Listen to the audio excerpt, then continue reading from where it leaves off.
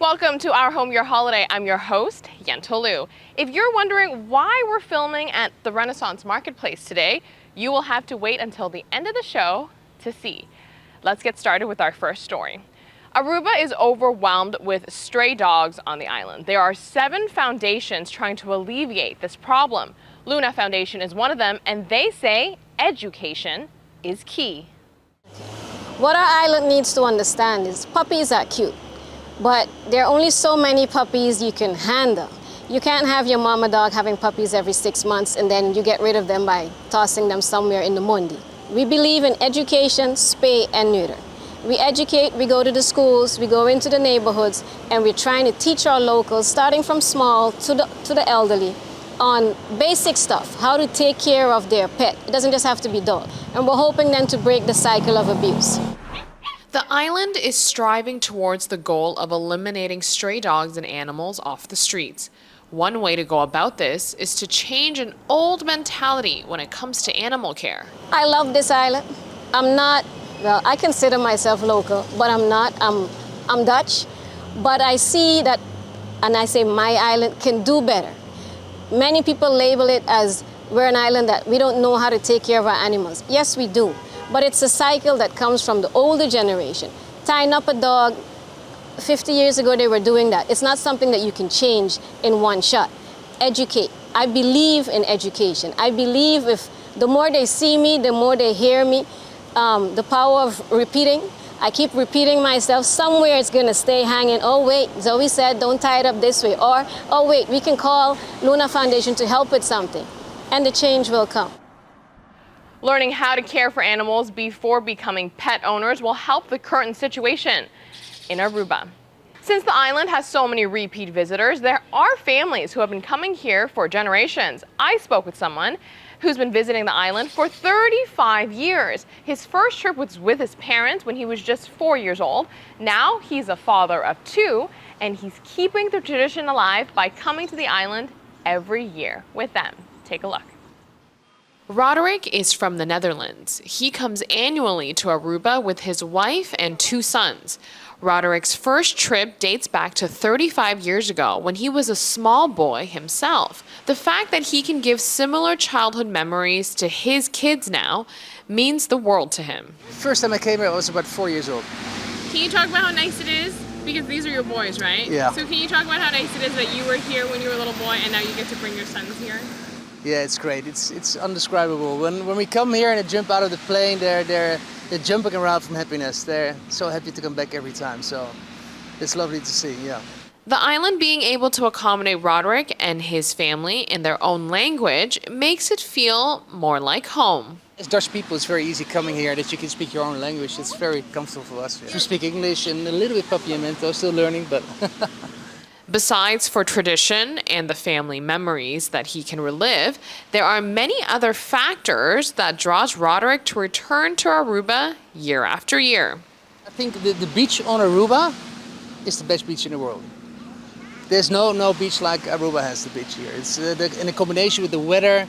There are no strange animals or dangerous animals in the sea. It's just very comfortable. Very easy. You have nice supermarkets nearby. You have all the things you need, nice restaurants in a very compact place. So that's why we keep on coming back.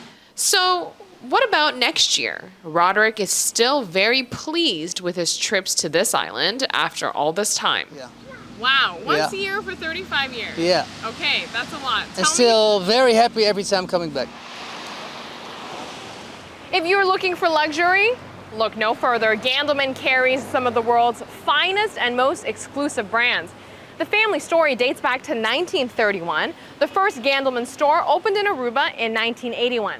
Through 4 generations, Gandleman has carried the most exquisite pieces and delivered on the highest quality of service.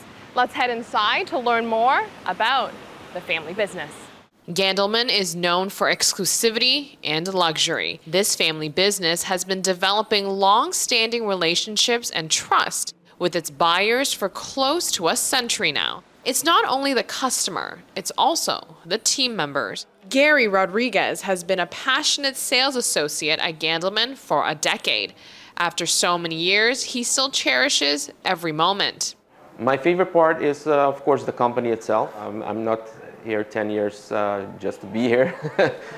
I love waking up in the morning, come to work, and because you also, besides selling, the interaction that you get with the customers, you get to learn new people every day, have new experiences every day. Let's go back in time and learn how this almost 100-year-old family company began.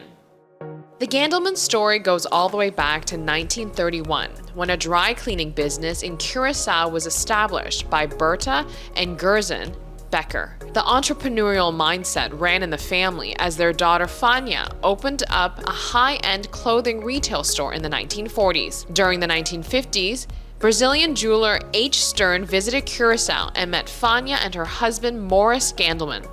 After a close friendship was developed, Stern gave the Gandelmans exclusivity rights to carry their brand of jewelry on the island of Curacao. After accepting this offer, the first Gandelman store was born, called the Beehive. Morris Gandelman always valued the story behind every intricate piece of jewelry. Mr. Gandelman spent time in New York learning about goldsmithing to create his own jewelry for the store. To him, creating a piece to celebrate one of life's most memorable occasions was incredibly special. The Gandelmans built long-standing relationships with their customers that has trickled down the generations. Mr. Gandelman began acquiring fine European brands such as Gucci and Raymond Weil in the 70s. With a third generation joining the business, Gandelman decided to open a store on the island of St. Martin. The very first store in Aruba opened in 1981. Gandelman is one of the oldest jewelers in the entire Caribbean. Now in its fourth generation, Gandelman exclusively carries Rolex, Bulgari, David Yurman, and Cartier.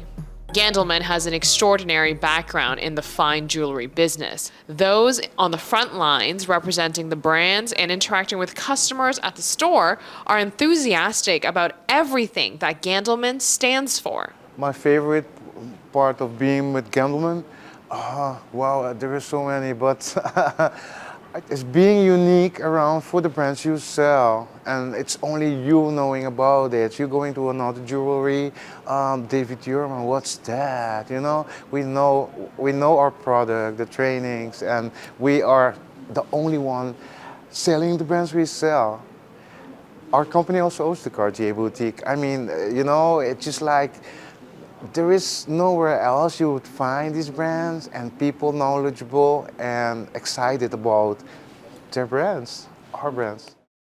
It's almost that time again. If you think I'm talking about the holidays, you're wrong. World Cup will be here before you know it. In my opinion, Aruba spectates this global sporting event unlike any other. The island simply explodes into orange and immerse themselves into every game, whether it is 3 a.m. or 3 p.m. Since Aruba is a tourist destination and World Cup is an international event, it seems to be the perfect place to watch it. Tourists agree. This is the year 2010 at Renaissance Marketplace right in front of Café the Plaza.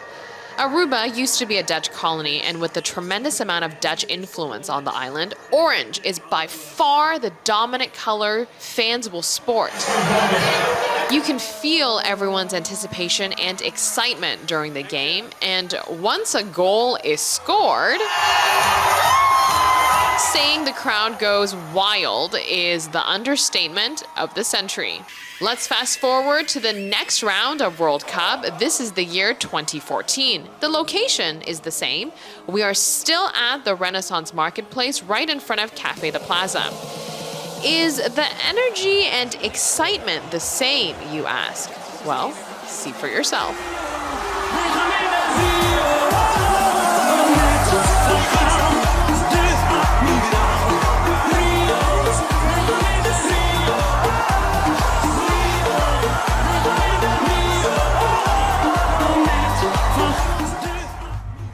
It may be hard hard to believe, but this spot right here is the same area where all those fans were cheering and celebrating the sport of soccer, or should I say football. This year is no exception. 2022, right in front of Cafe de Plaza, people will gather to watch the World Cup games, specifically when the Netherlands play, and you can expect the most exhilarating energy coming from here. You will also hear Hup Holland once or twice.